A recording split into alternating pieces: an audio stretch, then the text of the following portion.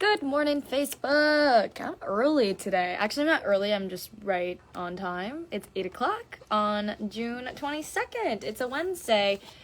Happy Wednesday to everybody. We made it to the middle of the week. And, well, at least I did. I'm sure many of you guys are probably on your way to get to the middle of the week here. But I'm Se Kwon, if you guys are not familiar. And I wanted to let you know about some updates to some stories that we talked about yesterday. We have some breaking news to follow you up on out of Afghanistan, and then we also have some local road closures that maybe you guys should know about. So first, we're going to start really quick.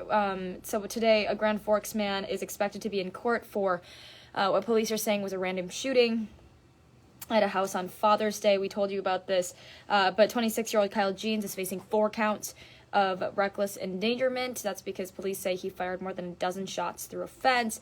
And police are telling us that Jeans shot at the home after a domestic dispute. So 2 kids were playing in the yard at the time. One of them almost got shot. We heard from them this morning. It was really sad to hear. They were saying, you know, we weren't playing like actual dodgeball. We were actually dodging bullets. And for me to just hear that, it was hard. And we do know that this home does belong to the mom of Valentin Mendoza. That's the man who was accused of killing 2 teens in a crash along Highway 2 last year. And yesterday we had said, you know, something along the lines of this could be connected, but it is not connected. We caught up with police on that, and they said that these 2 incidents are separate, not connected to each other. So we wanted to let you know that he will be in court today. Also, there's a house on the move, and that could cause some delays for drivers in West Fargo and in Fargo. So this morning we had our photographer Travis out there live, and we got to see that house on the move. It was really cool. It was like to the back of they were like pulling the house. It was really cool to see. And Lake Agassiz's Habitat for Humanity is moving that home, and it basically is going to be going from west on 23rd Avenue, north on 45th Street, west on Main Avenue, and then south on 8th Street west in West Fargo. That home actually is going to be for a mom and her family.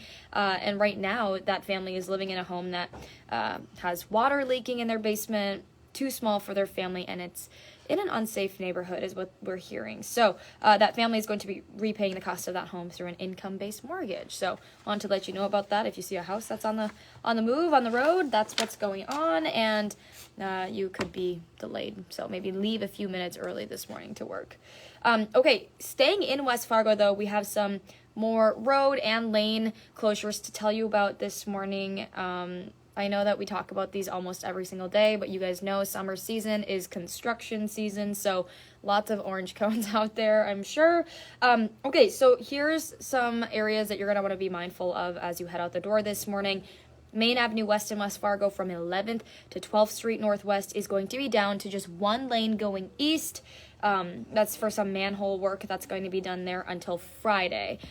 You will be able to get through again, but you should expect some delays if you are taking that way and if you decide to take that one lane. And then also the Center Street underpass, that's going to be closed today as well. Crews are going to be working on some sewer systems there, so instead you can take 9th Street Northeast or you can take 9th Street Northwest. That closure is also in place until Friday. And then lastly, the westbound lane on 7th Avenue East near the high school, West Fargo High School, that's going to be closed off for some utility work that crews are going to be working on. So instead you can take the nearby 10th Street East, and that stretch will only be closed until tomorrow. So I know that Lydia was telling us this morning some rain is on the way, and that could maybe push some of these projects back. So if that is the case, we will certainly let you know about that. But for now, we haven't heard anything, so I think we'll be okay. All right, let's move on over to a closure in Fargo. Moe's Southwest Grill is temporarily closed. So we saw a closed today sign that was posted at their business yesterday afternoon, and a lot of the tables and chairs were kind of pushed up against the windows. And a spokesperson for that parent company did confirm the closure, but never actually said why it decided to close down. Also, the owners never posted about this closure on their social media pages, and they never responded to a request for comment. So just know that if you try to get to Moe's, it's closed, at least for now, and we'll of course update you and let you know if they decide to open back up again, or if they give us a reason. Okay. Today, though, in Grand Forks, Green Mill is making a comeback, but it's not like the Green Mill that you might be used to. It's called Green Mill on the Go, and I'm sure you can just figure out what that means, but basically it's a new concept from the franchise, and what it does is it just offers like a scaled down menu of what Green Mill has to offer, and it'll really focus on its most popular food items like pizza and wings. So that is located just right next to Crooked Pint in Grand Forks, off of South Columbia there. And yeah, this is really exciting because I know that there was a Green Mill location in that same spot, and then it closed back in 2017.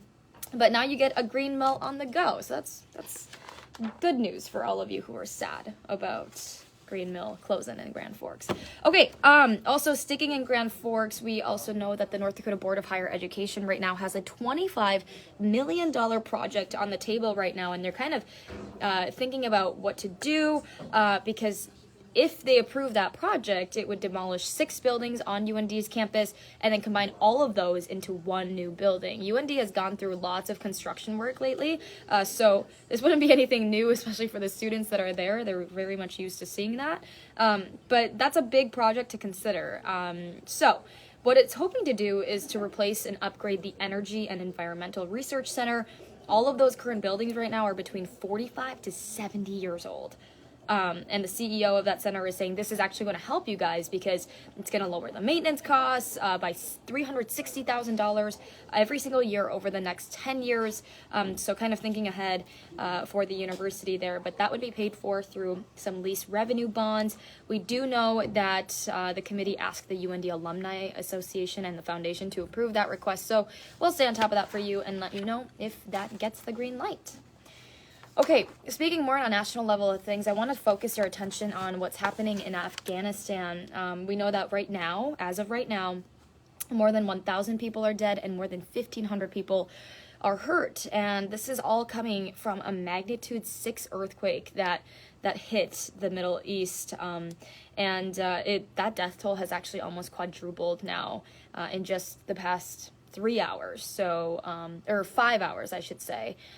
So that's a lot. Right before we got on the air, we saw that it tripled, and then it just quadrupled as we were on air. It was just it's a really sad thing to kind of see and keep an eye on. But this whole earthquake happened in Afghanistan's eastern region, and this all happened at around midnight our time, and the director of the state-run news agency is saying that about 100 homes have now been destroyed, and then dozens of people are obviously still believed to be trapped under all of this rubble. And this death toll, you guys, is expected to climb all throughout today. Really sad update there, but we saw it go from earlier this morning. We were talking about, I want to say 600, and then it went up to 900. So just how fast this toll is going up is really scary, but we'll keep you updated throughout the day and let you know how that situation is shaping up.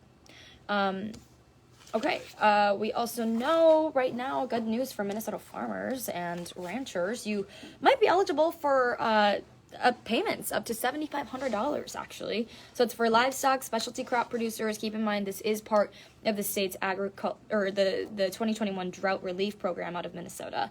So if you're eligible, you can apply for some expenses or at least some reimbursements, and that had to have happened between June 1st of 2021, May 3rd of 2022. Applications do need to be submitted by 5 p.m. on July 6th, at least for online applications, and then if you're mailing applications, those need to be postmarked also by July 6th. The website to apply, if you have a pen and paper handy, you can write this down or maybe just rewind and kind of take a look back at this video to find the link. It's mda.state.mn.us/drought relief. So, good news for farmers there. We also know that in Minnesota today, some leaders are going to be talking, and that could lead to some discussions that could maybe give you some extra money. And this is something that we talked to you guys about yesterday on First News as well, but we know that Governor Tim Walz is going to meet with the Lieutenant Governor and the House Speaker to talk about some financial assistance payments. So that would give each person $1,000 checks, and then couples or families could get $2,000 checks. So we'll let you know if the governor calls a special session, and yeah, some talks happening today.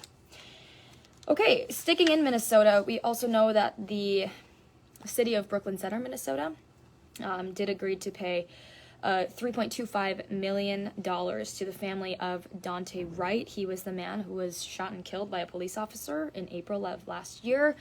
This settlement, though, also includes things like adding changes to the city's policing policies, training as well. And this, again, if you're not familiar with this, or maybe you just need a fresh reminder of what happened in April, it was stemming from former officer Kim Potter, who said that she thought she was grabbing her taser when really she grabbed her gun. She was convicted of manslaughter for shooting and killing Daunte Wright, and then was also sentenced to 2 years in prison. So $3.25 million settlement there with the city. Okay, we also know that this is a big talker right now, because the Senate is expected to vote on the first gun control measure in decades sometime this week. We know senators did vote to 64-34 to advance that bill, and this was all late last night. That means it could be approved by the end of this week. So if you're not familiar, this would include background checks for people who are trying to buy guns that are under 21 years old. It would prevent people who have been convicted of domestic violence to own guns. And then it would also provide $15 billion to states to fund some programs that would address gun violence. So that decision, of course, could be out by the end of the week, but we will let you know once we find out when that vote is officially taking place. Okay, we also had some breaking news out of Washington, D.C., because drivers could start seeing some relief, maybe, at the gas pump, especially because President Joe Biden is expected to call on Congress today, and what he's trying to do is to call on them to suspend the federal gas tax for 3 months. So that means people would save about 20 cents per gallon for regular gas, 24 cents for diesel, and he's also expected to urge state and local governments to suspend those taxes at those levels as well. So he'll be making that announcement likely later this afternoon. We'll have that update for you in our evening newscasts as well. Okay, hot mic with Dom Izzo today. It's going to be with Logan Campbell. Logan, do you know what you're talking about today? Yeah. Yeah. Logan's going to come over and she's going to tell us what she's talking about today. I was on yesterday and it was a really fun time. Hi, everyone. So today what we have, Drew is going to be joining me Oh, first. Yeah, so okay. we're going to talk some soccer, I think. Soccer. NDSU football got a new commit yesterday. Jaden Pickett, he'll be joining, talking about his commitment. Dick Bremer will come on The voice of the Twins. Yes, to recap the Twins game and talk about this really important series for the Twins. And then a former NDSU defensive tackle just took a job at University of Wisconsin Eau Claire, where he will be the defensive line coach. Woo-hoo! So yeah, some fun guests coming on. So you guys should all tune in at 9. Yeah, 9 to 11. WDAY Extra InForum.com. Yes. Lots of great guests. Thanks, Logan. So yeah, again, 9 to 11, WDAY Extra InForum.com. Don't miss it. Logan's got a lot of great guests on as well. And then speaking of, you can get a subscription on InForum.com right now. And all you have to do is go on InForum.com/subscribe. And then you get your first 3 months of unlimited access to everything that we've got to offer on our website for just 99 cents a month, which is really neat. Again, I say this like all the time. I don't know how long this offer lasts, so you might as well take advantage of it while you can. I don't know. That would be me in that situation, but seriously, I use Inform.com almost every single second of the day. So, want to pass that along to you if you're interested, but don't forget, we do have our evening newscast 4, 5, 6, 9, and 10. And yeah, and then we're back here tomorrow morning from 5 to 7. So hope you can join us tomorrow. But in the meantime, have a good day and enjoy the nice weather.